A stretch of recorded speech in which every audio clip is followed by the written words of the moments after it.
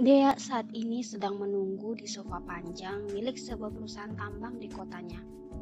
Di sofa itu sudah lebih dulu ada seorang wanita yang juga seperti dirinya, yaitu akan melakukan wawancara kerja. Wanita berbaju merah tersebut membalas senyuman Dea saat ia pertama kali tiba di sana. Tidak ada obrolan di antara mereka. Semuanya terbenam dalam pikiran masing-masing. Tidak sampai 5 menit, kemudian datang wanita lain lagi. Dia kemudian menghampiri meja resepsionis. Wanita itu kemudian duduk di samping Dea.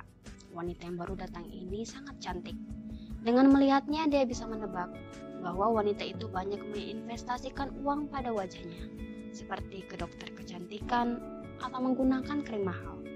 Tidak seperti Dea yang menggunakan foundation untuk menutupi bekas jerawatnya.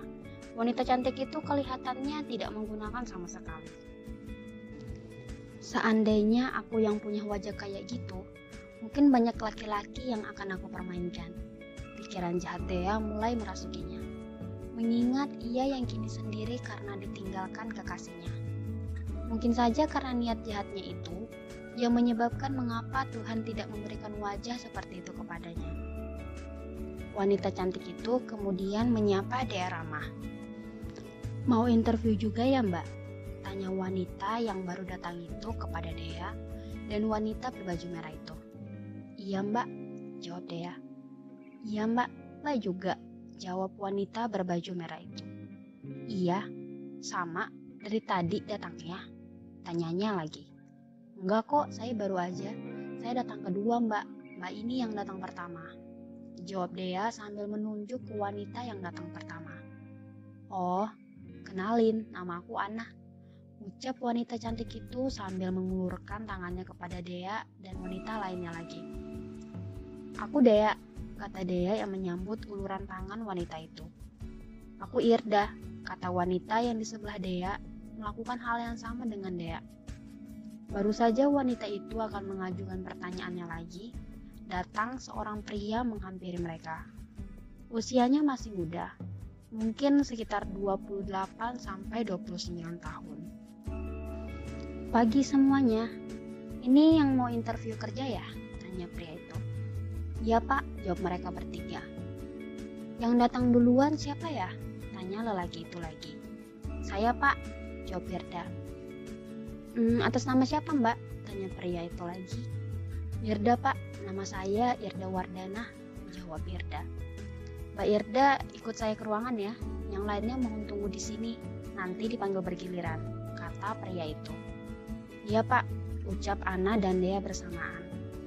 Seperti yang diinstruksikan lelaki itu, Irda kemudian mengikuti laki-laki tersebut. Kini hanya Dea dan Ana yang masih menunggu gilirannya. Sambil menunggu Irda kembali, Dea dan Ana mengobrol. Seperti obrolan perkenalan biasanya, mereka saling bertanya dan menjawab tentang kesibukan mereka sehari-hari. Kurang dari 30 menit, pria itu keluar, namun tidak bersama dengan Irda. "Yang datang kedua siapa ya?" tanya pria itu. "Saya Pak," jawab Dea. "Atas nama siapa?" tanyanya lagi. "Atas nama Dea Chandra Pak," jawab Dea lagi. "Oke Mbak Dea, silakan ikut saya," jawab pria itu. Ajakan itu kemudian dijawab Dea dengan anggukan kecil. Lelaki itu mengarahkan Dea ke sebuah ruangan yang di dalamnya sudah menunggu seorang bapak yang kisaran usianya sekitar 35. Seperti wawancara pada umumnya, Dea diberi pertanyaan tentang kehidupan sehari-hari, pengalaman kerja, dan motivasinya bekerja di perusahaan tersebut. Bagi Dea, pertanyaan tersebut bukan pertanyaan sulit. Pertanyaan ini sudah beberapa kali dia jawab saat ia interview di perusahaan lain, sehingga dia semakin yakin akan setiap jawaban yang ia lontarkan. Wawancara pun selesai. Entah dari kepercayaan mana, ia yakin dia tidak akan gagal lagi. Dia pasti keterima di perusahaan tambang itu. Dia sangat ingin bisa membantu perekonomian keluarganya yang kian hari semakin sulit. Setelah keluar dari ruangan wawancara, dia kemudian diarahkan ke ruangan lain lagi. Di ruangan tersebut telah menunggu Irda yang telah menyelesaikan interviewnya lebih dahulu. Ruangan itu adalah ruang meeting. Di sana ada beberapa kursi dengan satu meja persegi panjang, dan di depan meja tersebut berdiri papan tulis. Sambil menunggu, Dea dan Irda mengobrol. Hal yang diobrolkan sama dengan Ana, yaitu mengenai kegiatan sehari-hari. Kurang lebih 30 menit, Ana kemudian datang. Di belakangnya sudah ada laki-laki yang membawa sebuah laptop. Pria ini berbeda dengan yang mewawancarai mereka sebelumnya. Setelah 3 peserta berkumpul semua, pria itu kemudian memulai pembicaraannya. "Selamat pagi semua," ucap pria itu memulai pembicaraannya. "Pagi," ucap salam itu disambut ketiga wanita. "Oke, selanjutnya akan dilakukan tes komputer sederhana. Saya mulai yang lebih dulu datang pertama ya. Yang lain bisa tunggu sebentar di luar," ucapnya lagi. Dea dan Ana kemudian keluar dari ruangan meeting tersebut. Seperti arahan pria itu, mereka menunggu di luar. Tempat pertama kali mereka datang di sofa dekat meja resepsionis. Dea dan Irda kemudian kembali mengobrol. Mereka juga saling bertukar nomor handphone. Tak lama, Irda pun datang dengan wajah yang puas. Wajahnya masih ceria. Dea kemudian menyapa. "Gimana? Susah nggak?" tanya Dea antusias. "Lumayan sih. Sekarang giliran kamu, Mbak. Langsung masuk aja di ruangan yang tadi," jawab Irda memberitahu. Mendengar jawaban Irda, ada sedikit kekecewaan bagi Dea melihat saingannya bisa melalui tesnya dengan lancar. Dia takut jika saingannya itu yang akan keterima. "Oke, makasih ya," jawab Dea. Kemudian dia masuk ke dalam ruangan itu kembali. Tes sederhana kemudian dimulai. Tes yang diberikan berupa tes Microsoft Excel, berupa rumus yang sering dipakai dalam dunia kerja. Kemudian dia juga disuruh menjawab perihal dunia kerja dan tentang keselamatan kerja. Tidak terlalu sulit bagi Dea. 20 menit pun berlalu. Dea sudah selesai mengerjakan tes itu. Ada rasa puas dalam hati Dea. Dia sudah memberikan yang terbaik. Sebelum keluar, Dea ditanya oleh pria itu. "Informasi dari mana kalau di sini ada loker?" tanyanya sebelum keluar. "Dari teman saya, Pak.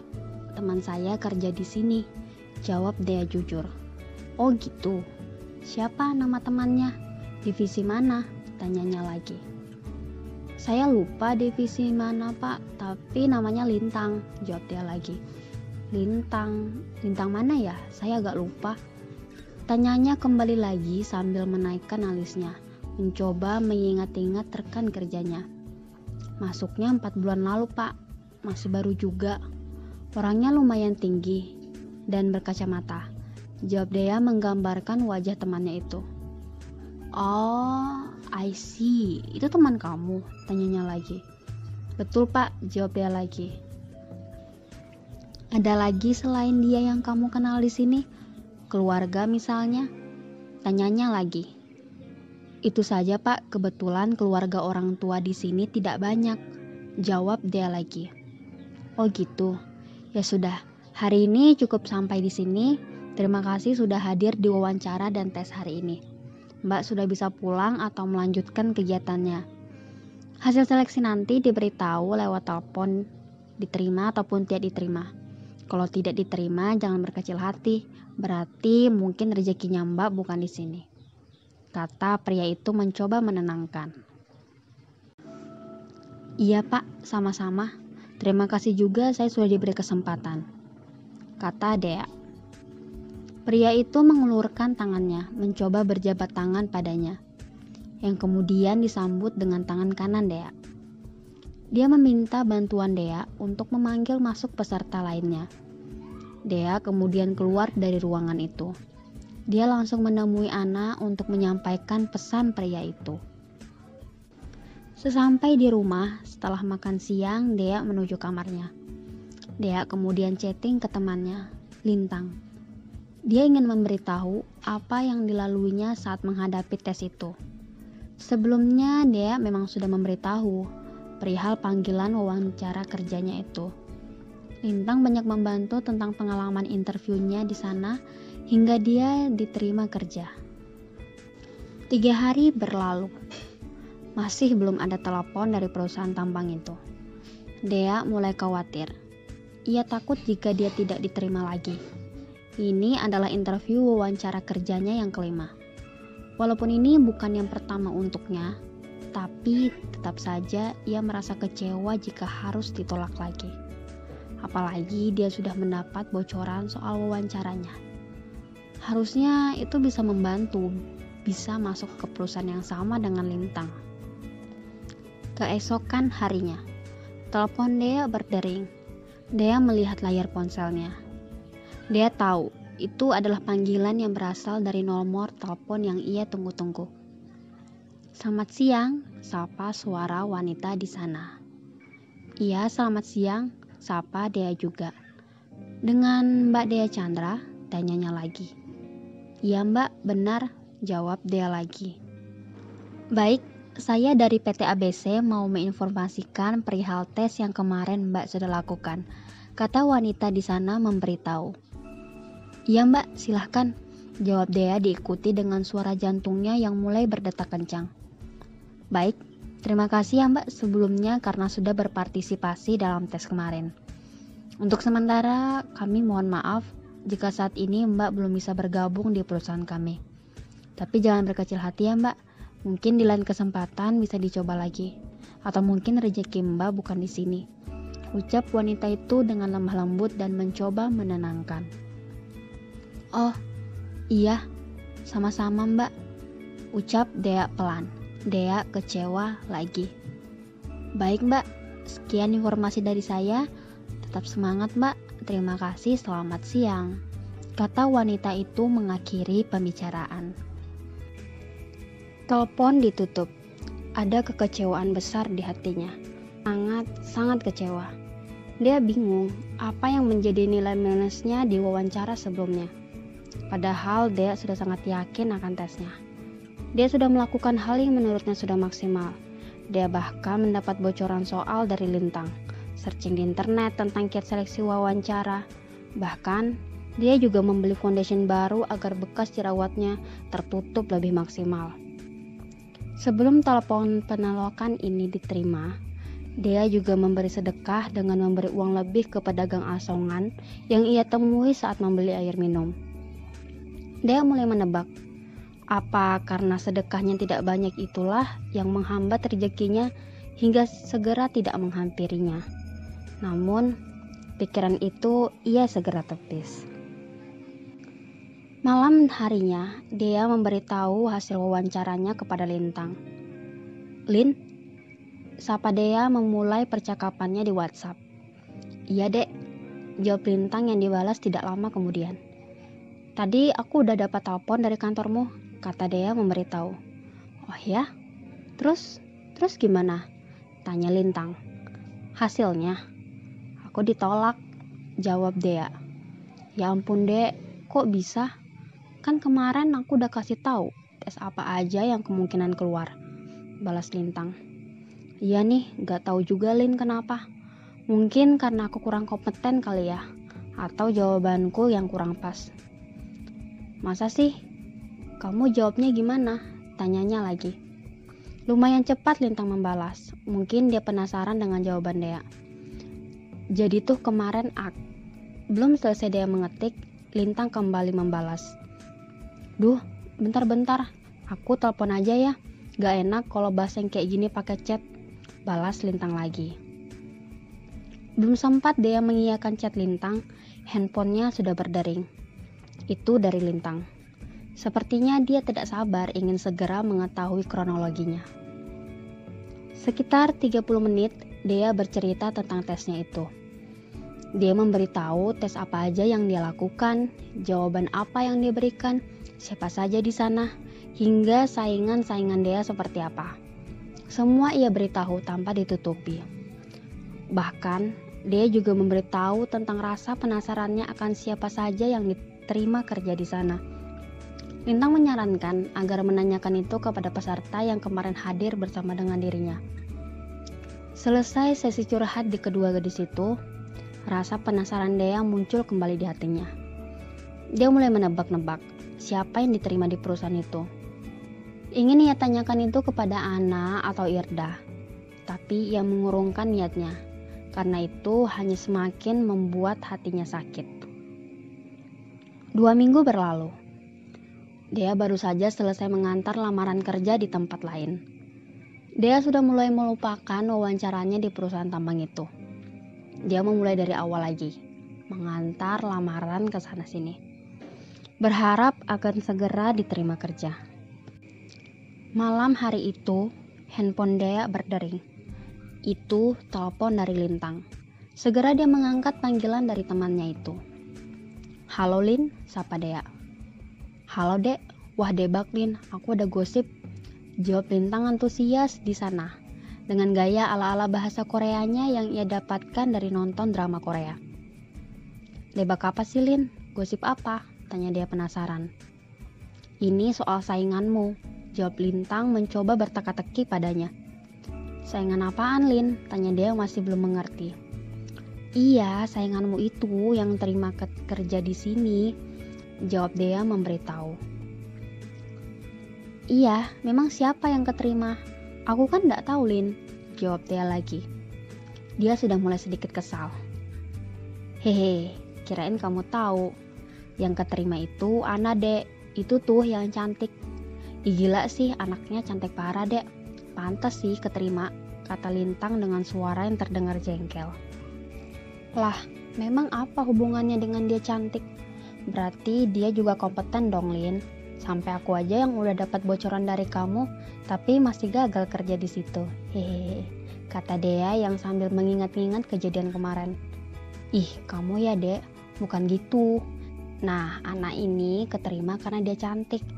Kamu tahu ndak bahwa wawancara kalian kemarin? Sebenarnya kurang suka gitu kalau dia yang keterima. Karena tes anak kemarin hasilnya ndak sebagus kamu. Sama siapa tuh namanya yang juga tes kemarin bareng kalian? Aku lupa namanya," kata Lintang yang bercerita panjang lebar. "Irda maksudnya?" tanya dia memastikan. "Iya, Irda itu pokoknya. Nah, kalau Irda itu lain lagi ceritanya Dek. Pamannya dia punya jabatan yang lumayan tinggi di sini, tapi dia beda divisi. Makanya dia nggak bisa bantu banyak biar ponakannya bisa keterima," kata Lintang yang bercerita dengan penuh semangat. Temannya ini memang paling heboh kalau sudah ngomongin orang. "Hah? Jadi intinya aku kalah sama orang dalam dan orang glowing ya Lin?" "Hahaha, miris banget ya hidupku Lin," kata Dea meringis. "Iya Dek, aku juga nggak nyangka sih yang keterima dia. Bukannya ngerendahin pendidikan ya Dek, tapi anak itu baru lulus SMA," kata Lintang lagi. "Ya kali aja pengalaman kerjanya udah ada dibandingkan aku yang sarjana," ucap Dea mencoba bersikap positif. "Alah, dia baru lulus bulan kemarin Dek, pengalaman apa coba? Tapi bos yang rekrut dia tuh memang sedikit aneh sih Dek. Jadi tuh tim HRD kan udah ngasih hasil evaluasi tes wawancara kalian itu ke dia.